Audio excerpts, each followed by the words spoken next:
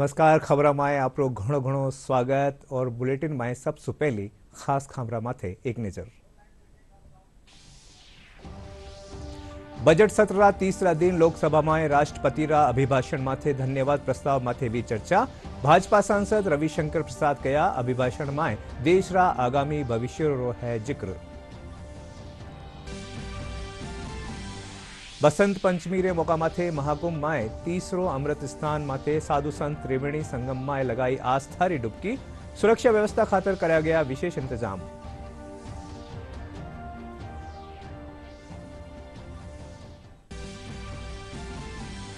विधानसभा में राजस्थान विधि विरुद्ध धर्म संपरिवर्तन प्रतिषेध 2025 विधेयक हुयो पेश। विधायक बालमुकुंद आचार्य जयपुर में अवैध रूप से रह रहा बांग्लादेशी रोहिंग्या रो उठायो मामलो।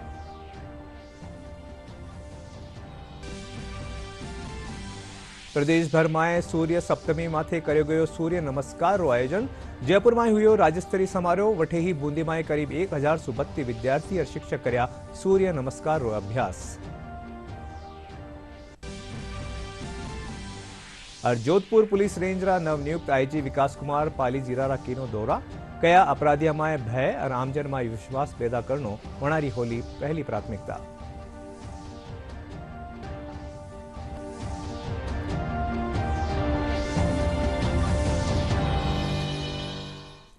और अब एक खबर विगतवार और बात कर रहा बजट सत्र री। बजट सत्र रा तीसरा दिन लोकसभा में राष्ट्रपति रा अभिभाषण माथे धन्यवाद प्रस्ताव माथे चर्चा जारी है। भाजपा सांसद रविशंकर प्रसाद कया कि अभिभाषण में देश रा आवाड़ा भविष्य रो जिक्र है। वे कया कि महारा देश में सनातन परंपरा है और सनातन रो अपमान देश नी सेवलो।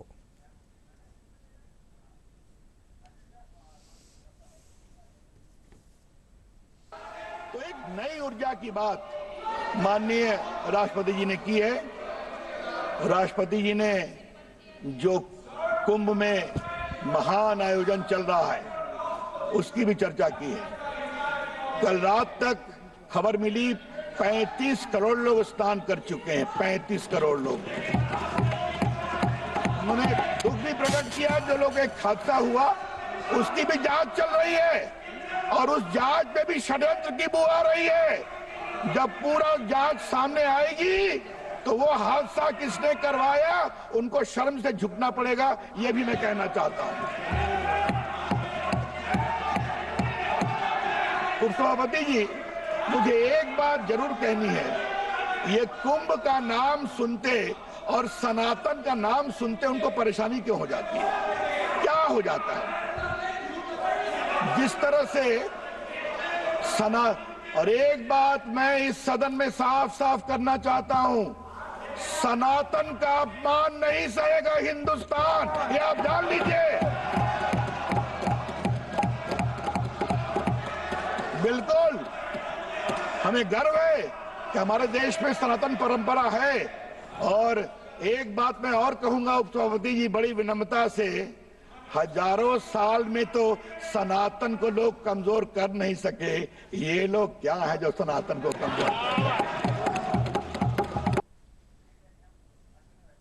कर। रेल मंत्री अश्विनी वैष्णव रेल बजट ने लेकर जयपुर में एक प्रेस कॉन्फ्रेंस आयोजित कर रहा है। आए सीधा चाला हाँ प्रेस कॉन्फ्रेंस में अपग्रेड कर आने वाले समय में, ये आने वाले 3-4 वर्ष ऐसे होंगे जिसमें रेलवे के ट्रैक्स के अपग्रेडेशन पे मिशन मोड में काम होगा और कवच के इंस्टॉलेशन पे मिशन मोड में काम। कवच आपको सबको जानकारी है कि पिछले साल 16 जुलाई को 2024 16 जुलाई को कवच का फाइनल अप्रूवल हुआ था आरडीएसओ की तरफ से।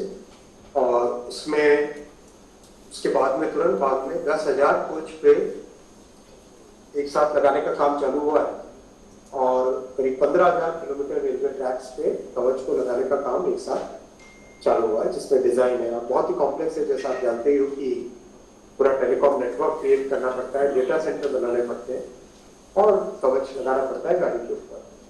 12,000 लोगों को ट्रेनिंग दी है कवच।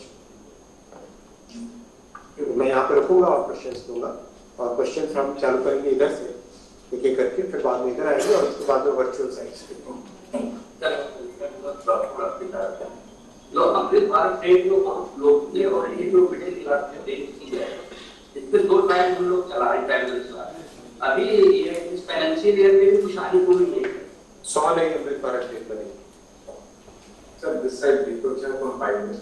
Since you have been comparing from UPA and testing budget also, since UPA is, we have been hearing about the modernization of nuclear reactor stations and the peripheral of the काम already चालू है, ताकि देखते हैं काम चालू New Delhi and others like Punjabi Kala.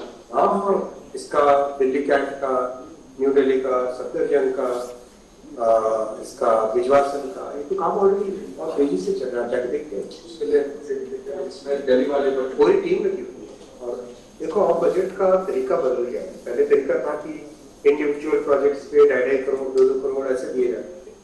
अब जैसे जैसे प्रोग्रेस होती जाए वैसे through out the year funds allocate होते हैं और देश भर से मैंने फीडबैक लिया है, किसी भी प्रोजेक्ट के लिए फंड्स की कोई कमी नहीं।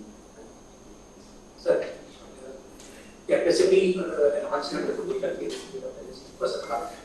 तो मेजर जो फ्रंट पर है जीसीजी की रूट है वो थर्ड लाइन को प्लान के साथ थोड़ी कैपेसिटी बनाने को, क्या हमारे इस नए वाले बजट है उसको लेकर के कोई फोकस है? बिल्कुल, जो टोटल 4,60,000 करोड़ नए जो नए प्रोजेक्ट्स के लिए सैंक्शन हुए, 4,60,000 करोड़ के नए सैंक्शन हुए, उसमें से करीब करीब 30,000 करोड़ है नए ट्रैक्स के लिए और करीब 2,30,000 करोड़ है डबलिंग और ट्रिपलिंग और क्वाड्रपलिंग। 2,30,000 करोड़ है डबलिंग ट्रिपलिंग क्वाड्रपलिंग। केंद्रीय रेल मंत्री अश्विनी वैष्णव वर्चुअल माध्यम से अबार मीडिया से मुखातिब हुआ बीको सीधो प्रसारण आप देख रहा है। और अबे आगली खबर, तीर्थराज प्रयागराज में चाल रिया दिव्य भव्य महाकुंभ रो बसंत पंचमी माथे आज तीसरो अमृत स्नान सुहारे 4:45 से शुरू हुआ। निर्धारित कार्यक्रम रे मुजब सबसे पहली श्री पंचायती अखाड़ा महानिर्वाणी और अटल अखाड़ा साधु संत पारंपरिक तरीका से स्नान करया। महाकुंभ में 13 अखाड़ा रे साधु संत समेत दुनिया भर से आया करोड़ों श्रद्धालु आस्था री डुबकी लगाई।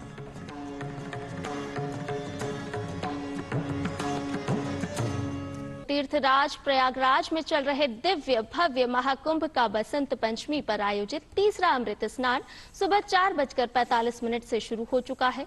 निर्धारित कार्यक्रम के अनुसार सबसे पहले श्री पंचायती अखाड़ा महानिर्वाणी और अटल अखाड़ा के साधु संत पारंपरिक तरीके से भव्य रथों पर सवार होकर गाजे बाजे के साथ सुबह 4 बजे ध्वज पताकाएं बैंड बाजे के साथ स्नान करने के लिए निकले।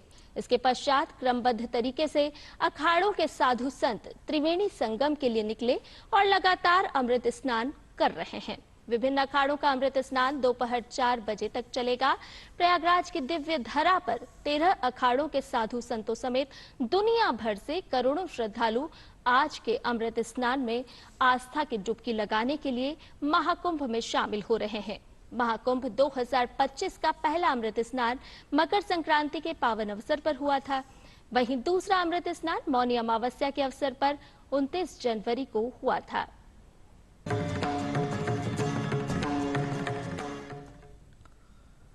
राज्य विधानसभा में धर्मांतरण विधेयक राजस्थान विधि विरुद्ध धर्म संपरिवर्तन प्रतिषेध 2025 पेश करो गयो। संसदीय कार्य मंत्री जोगाराम पटेल कहा कि राजस्थान रा परिप्रेक्ष्य में ओ बिल विशेष है। वे कहा कि इन बिल के जरिए विधि विरुद्ध धर्म परिवर्तन ने रोक्यो जा सकेलो।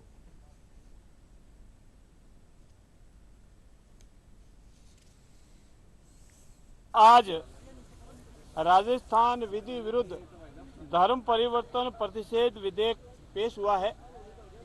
हमारे राजस्थान के परिप्रेक्ष्य में ये विधेयक इसीलिए जरूरी था क्योंकि दुर्पतन से, बल से, असम्यक असर से, प्रतिपद से, प्रलोभन द्वारा या किसी कपटपूर्ण साधन द्वारा या किसी विवाह द्वारा एक धर्म से दूसरे धर्म में विधि विरुद्ध परिवर्तन और उनसे संबंधित या आंशिक विषयों पर उपबंध करने के लिए ये विधेयक लाया गया है। कालांतर में ये पाया गया कि अनेक ऐसी संस्थाएं या व्यक्ति समूह बनाकर या स्वयं अकेला ही अनेक ऐसे क्षेत्रों में चाहे वो हमारे आदिवासी भाई बहनों का क्षेत्र हो या अन्य क्षेत्र हो, प्रलोभन देकर, गलत प्रचार कर, आर्थिक रूप से प्रलोभन देकर, भविष्य के झूठे झूठे समझ बाग दिखाकर धर्म परिवर्तन कराते थे। साथ रहने का समझ बाग दिखाकर उन सब की रोकथाम के लिए विधेयक लाया गया है। भविष्य में सभी धर्मों में, सभी समाजों में सामंजस्य रहे, प्रेम भाव रहे, आरोप नहीं लगे, किसी भी बहन बेटी के साथ अन्याय नहीं हो, किसी व्यक्ति और भाई के साथ अन्याय नहीं हो, उसकी इच्छा के विरुद्ध कुछ भी नहीं हो, इसीलिए विधेयक लाया गया है। वठेही नेता प्रतिपक्ष टीकाराम जूली सरकार माथे विधायका ने प्रश्नों जवाब नहीं देवारो आरोप लगायो है।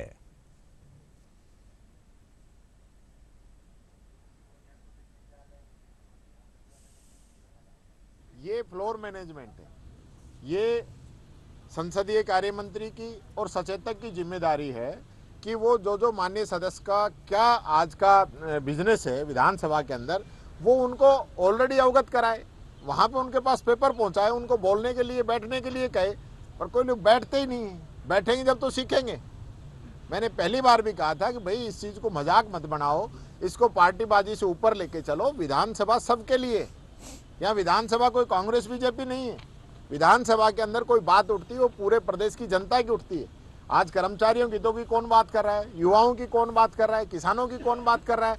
जब हम लोग कोई आवाज उठाएं उसका सरकार की तरफ से जवाब ही नहीं है तो फिर क्यों मंत्री बना के बैठा रखे हैं? फिर ये जवाब तो हमारे पास ऑलरेडी है ना। 12 जिले में अवैध खनन लगातार बढ़ता जा रहा है। इस मामले को आज मैंने विधानसभा में रखा है और मैंने अध्यक्ष महोदय के माध्यम से सरकार से आग्रह किया है कि इतने बड़े पैमाने पर अटरू हो, किशनगंज हो, शाहबाद हो, अंता हो, मांगरोल हो, सब जगह पर पार्वती और परवन नदी पर बड़े पैमाने पर मोटर बोट चलाकर जो अवैध खनन हो रहा है, बजरी निकाली जा रही है, छेजा पत्थर निकाला जा रहा है, इस प्रकार की शिकायतें आए दिन वहाँ के लोगों से मिलती रहती है और प्रशासन कोई कार्रवाई नहीं करता है। इस मामले को लेकर आज मैंने पूरी बात को विधानसभा में रखा है। विधानसभा कार्यवाही के दौरान नियम 295 रे तहत हवामहल विधायक बाल मुकुंद आचार्य जयपुर में अवैध रूप से रह रहा बांग्लादेशी और रोहिंग्या रो मामलो उठायो। वे सदन ने बताया कि अब बांग्लादेशी लोग फर्जी दस्तावेज बना कई सरकारी योजनाओं रो लाभ ले रहा है, जिनके चलता पात्र लोगों ने नुकसान हो रहा है। वे सरकार से इन मामला माथे सख्त कार्रवाई करवारी मांग की नहीं। महोदय, उपरोक्त विषय अंतर्गत मैं एक महत्वपूर्ण मसले पर सदन का ध्यान दिलाना चाहता हूं कि प्रदेश की राजधानी जयपुर शहर तथा संपूर्ण प्रदेश में बांग्लादेशी रोहिंग्या घुसपैठिए अवैध रूप से जमे हुए हैं और प्रदेश में कानून व्यवस्था को खतरा उत्पन्न कर रहे हैं। उक्त रोहिंग्या बांग्लादेशियों के यहाँ पर दलाल सक्रिय हैं जो इनको यहाँ से लाकर कहीं से लाकर यहाँ बसाने का काम तथा इनके वोटर राशन कार्ड और सरकार की सुविधाओं का लाभ दिलवाने के लिए कागज बनवाते हैं। सारे प्रमाण पत्र बनवाने के बाद सरकारी योजनाओं का लाभ इनके द्वारा लिया जा रहा है, जिससे देशवासी पात्र हैं, उनका हक ये लोग खा रहे हैं। इन रोहिंग्या बांग्लादेशियों ने सरकारी आवास योजना और जयपुर विकास प्राधिकरण की योजनाओं में आवास तक आवंटित करवा लिए हैं। प्रदेश के विशेष समुदाय, विशेष आबादी में अवैध रूप से फर्जी मित्र बनाने वाले इसके संस्थान हैं जिनके द्वारा ये कागज बनवाए जाते हैं, जिनके माध्यम से आधार कार्ड, राशन कार्ड आदि बना लेते हैं। इन दलालों के माध्यम से सरकारी योजनाओं में पंजीयन करा लेते हैं। विगत सरकार में समय सरकारी कार्मिकों एवं इन दलालों की मिलीभगत से अवैध कारोबार बढ़ा है। इसके अतिरिक्त उक्त अवैध घुसपैठियों द्वारा चोरी, नगजनी, हत्या, लूटपाट के अपराध भी किए जा रहे हैं। शहर की कॉलोनियों में कुछ लोगों द्वारा प्लाटों में छोटे छोटे कोठरी नुमा कमरे बनाकर किराए पर इनको दिया जा रहा है। जिससे कॉलोनियों की सुरक्षा खतरे में है तथा इनके द्वारा गंदगी फैलाई जा रही है। जनता द्वारा लगातार मांग की जाती रही है कि अवैध घुसपैठियों को यहां से वापस भेजा जाए। પ્રદેશભરના રાજકીય અને નિજી વિદ્યાલયમાં આજ સામૂહિક સૂર્ય નમસ્કાર કર્યો ગયો। જયપુરના સવાઈ માનસિંહ સ્ટેડિયમના ફૂટબોલ મેદાનમાંથી સ્કૂલ શિક્ષા વિભાગની સૂર્ય સપ્તમી રે મોકા માથે રાજ્યસ્તરીય સૂર્ય નમસ્કાર સમારોહનું આયોજન કર્યો ગયો। સમારોહમાં શિક્ષા મંત્રી મદન દિલાવર કે સ્કૂલના વિદ્યાર્થીઓ સાથે સૂર્ય નમસ્કારનો અભ્યાસ કર્યા।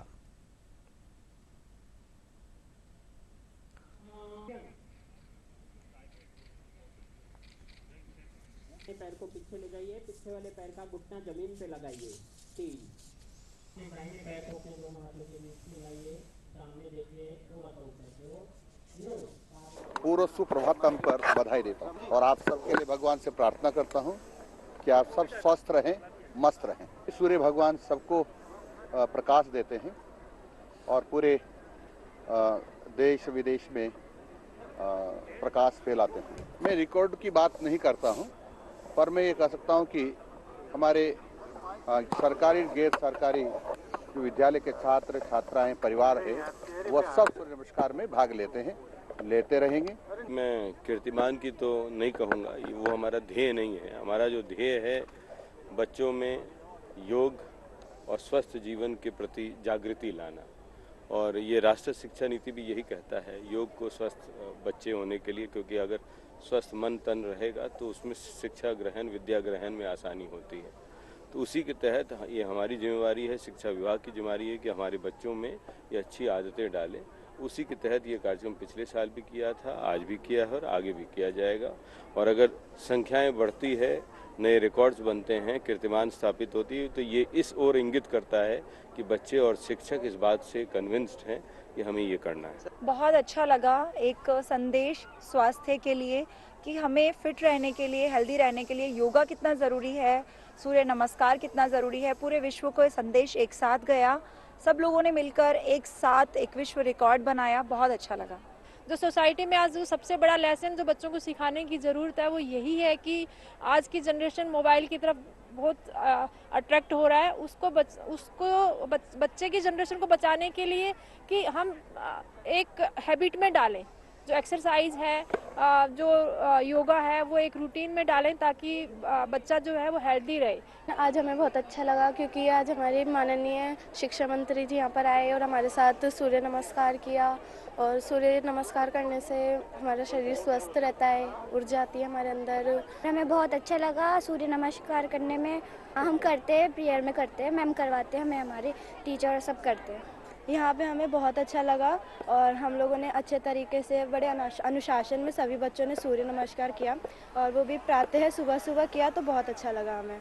बहुत अच्छा लगा, सुबह सुबह मतलब सूर्य नमस्कार करवाया। वैसे तो रोज स्कूल में भी करते हैं, लेकिन यहाँ पे सबके सामने किया, अच्छा लगा। वैसे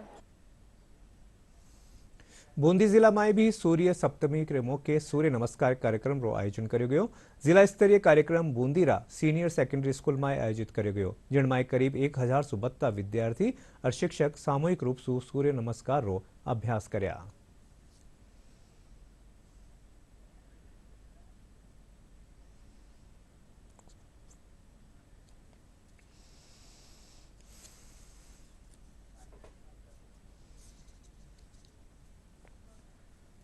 शिक्षा विभाग, स्कूल शिक्षा राजस्थान और राज्य सरकार के निर्देशानुसार आज यहाँ बूंदी जिले में जिला स्तरीय कार्यक्रम सूर्य नमस्कार का हुआ है। इसमें 1500 छात्राओं ने भाग लिया है। सूर्य नमस्कार, सूर्य भगवान जो अक्षय ऊर्जा के स्रोत हैं, सूर्य सप्तमी के इस शुभ अवसर पर आज ये यहाँ इस प्रांगण में ये बच्चों ने हमारे प्रशिक्षक योग शिक्षकों के निर्देश में आज योग की सूर्य के समस्त आसनों का आज अभ्यास किया है। सूर्य नमस्कार के बहुत सारे फायदे होते हैं और इसको करने से ना हमारे तन और मन को बहुत शांति मिलती है, और सरकार ने यह योजना बहुत अच्छी चलाई है और हम सबने मिलकर सूर्य नमस्कार का पूरा फायदा उठाया है।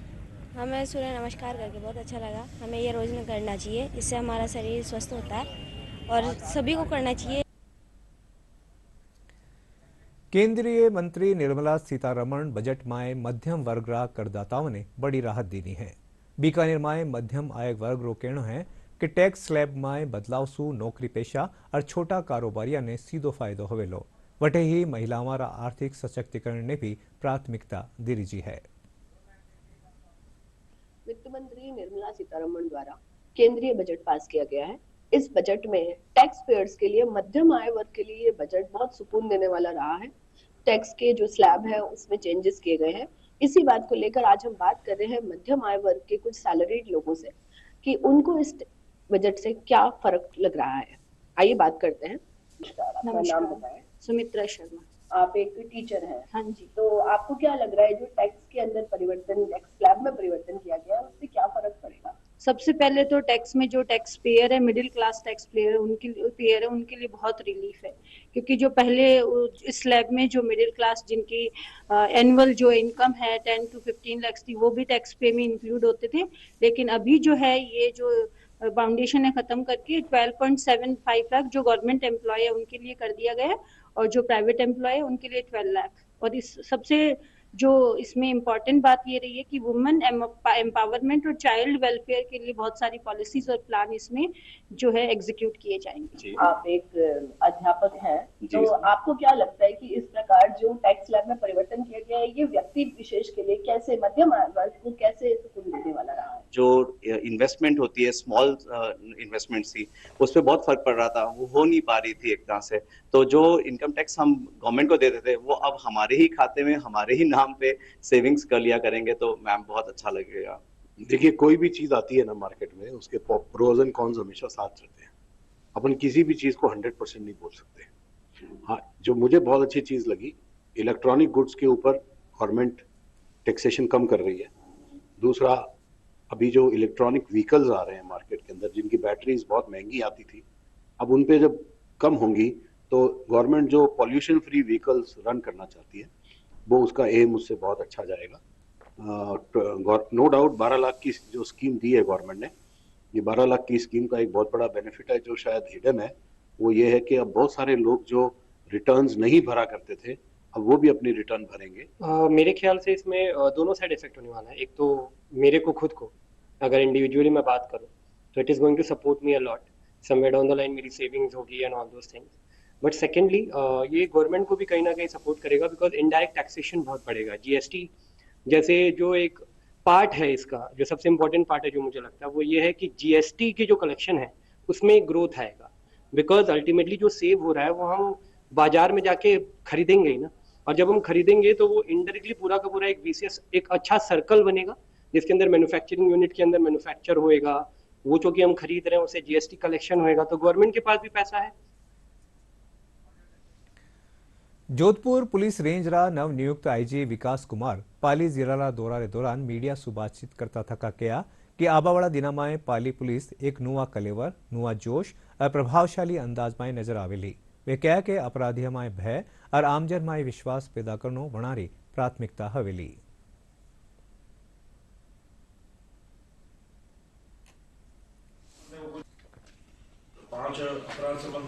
पिछले वर्ष में पुलिस का क्या कार्य परिणाम रहा, कहां कहां हमारी त्रुटियां छूटी, कौन कौन सी प्राथमिकता के क्षेत्र ऐसे थे जिन पर आगे ध्यान देने की ज़रूरत है, नए साल की क्या प्राथमिकताएं होनी चाहिए।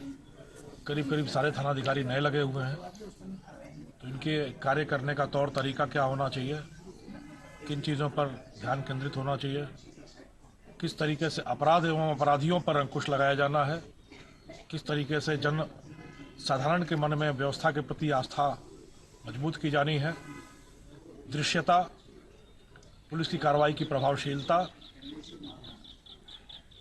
पुलिस की छवि, लोगों का पुलिस से जुड़ाव और अपराधियों की आंखों में भय, यह किस प्रकार होगा, इस पर एक मैराथन बैठक चल रही है। भारतीय पुलिस सेवारी अधिकारी रंजीता शर्मा ने आज दौसा में विदाई दीनी। आईपीएस रंजीता शर्मा रो एसपी पुलिस मुख्यालय जयपुर में तबादलो कर दीनो है। इन दौरान जगह जगह वारो स्वागत करो गयो। करीब एक बरस रा कार्यकाल में एसपी रंजीता शर्मा लोकसभा आम चुनाव और विधानसभा उपचुनाव शांतिपूर्ण करावा में विशेष योगदान दियो है।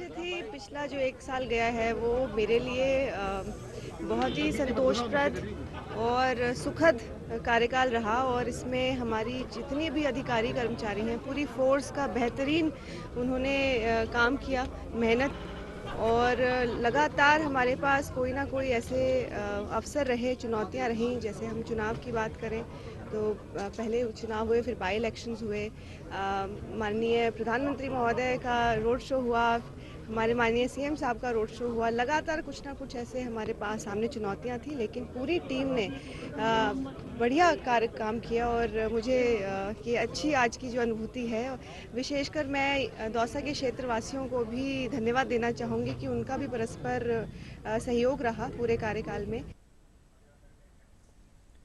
દિલ્હીરા કર્તવ્ય પથ શું 4 કેડેટ્સો બાડમેર જિલ્લામાં લોડવામાંથી સ્વાગત કર્યો ગયો। બાડમેર પીજી કોલેજરા મહેન્દ્ર સિંહ, હનુમાન સુથાર, જુજારામ અરસમતા લારલા મહિના ભર શું દિલ્હીમાં ન્યારા ન્યારા ચરણા શું ચયનિત હોવારે પાછે રિપબ્લિક પરેડ ખાતર ચયનિત વ્યાહા। राजपथ में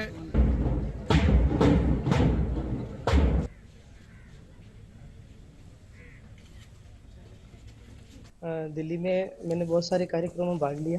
कल सर मेरा मेन कार्यक्रम था, उसमें ग्रुप सॉन्ग इवेंट था जो ऑल इंडिया में 2nd पोजीशन पे रहा, जिस इवेंट में मैं भी था। और स्वयं डीजी सर खुद ने मेरे को सिल्वर मेडल पहनाया और बहुत ही ज़्यादा रहा था सर। और दिल्ली का अनुभव ये बताए तो सब कुछ नया देखने को मिला, नए लोगों से मिलने को मौका मिला, बहुत सारे नेताओं से मिले और वाईपी जो कैडेट्स थे जो अदर कंट्री से आए हुए थे उनसे भी इंटरेक्शन का, उनसे मिलने का मौका मिला। माने तो तमाम ऐसी चीज़ें देखी जो पहली बार जिनकी मैं अनुभव किया। कर्तव्य पथ पर जिस टाइम 26 जनवरी हम चल रहे थे उस टाइम हमें बहुत ही अच्छा लगा, क्योंकि सेनाओं की टुकड़ियों के साथ साथ हर एक कैडेट का सपना होता है कि मैं भी कभी राजपथ पर चलूँ, कर्तव्य पथ पर चलूँ। हमने उस टाइम देखा कि इंडोनेशिया के कैडेट भी वहाँ पे आए हुए थे, इंडोनेशिया का बैंड भी वहाँ पे आया हुआ था, बाकी सेना की भी कई टुकड़ियाँ चल रही थी, लेकिन हम भी उनमें से एक थे। तो उसमें बहुत ही गर्व हुआ कि मैं भी इनके साथ चल रहा हूँ। सर वो पल मेरे लिए बहुत प्राउड वाला था और मेरी फैमिली के लिए भी बहुत प्राउड वाला था, क्योंकि हमारे माननीय पीएम मोदी जी और महामहिम राष्ट्रपति मुर्मू जी को उनके सामने जो सलामी दी उनको, वो सर बहुत प्राउड वाला मोमेंट था मेरे लिए। 28 सितंबर से हमारा फर्स्ट कैंप स्टार्ट हुआ जो कि ग्रुप लेवल था। हमारे जोधपुर ग्रुप में 2 कैंप हुए थे, फिर 4 कैंप जयपुर ग्रुप में हुए, मतलब वहाँ 4 ग्रुप आए थे टोटल और राजस्थान के सिलेक्टेड बच्चे आए। फिर वहाँ से हम 27 दिसंबर को सिलेक्शन हमारा हो गया। 27 दिसंबर को हम दिल्ली के चले गए। दिल्ली का अनुभव बहुत ही अच्छा रहा। वहाँ ऑल इंडिया के कैडेट से मिलने का मौका मिला और उनसे बातचीत करने का मौका मिला, अलग अलग नेताओं से और आर्मी के ऑफिसरों से मिलने का मौका मिला। बहुत खुशी है कि बाड़मेर जैसे क्षेत्र और एक ही कॉलेज से 4 विद्यार्थी जो कि कर्तव्य पथ और आरडीसी नई दिल्ली तक पहुंचे हैं और जिसमें एक बालिका भी शामिल है, तो बहुत खुशी है। और सबसे बड़ी चीज़ ये है कि इन जो कैडेट्स और एनएसएस की वॉलंटियर है, इन्होंने बहुत मेहनत की। आप एनसीसी की बात करोगे तो करीब इन्होंने 7 कैंप किए 10-10 दिन के। अगस्त महीने से ही तैयारियां शुरू हो गई। यूं मानिए कि उनके दिमाग में अगस्त से लेकर आज तक सिर्फ आरडीसी थी और बहुत बड़ा अचीवमेंट है, बहुत बड़ी मेहनत थी। प्रदेश में एक बार फेरू पश्चिमी विक्षोभ असर शू मौसम में बदलाव देखने मिल रही है। इंद्र चालता राज्य में आज और काल बिरखा होबारी संभावना है। साथ ही कई ठोरा माथे बादल छाया रह सके हैं।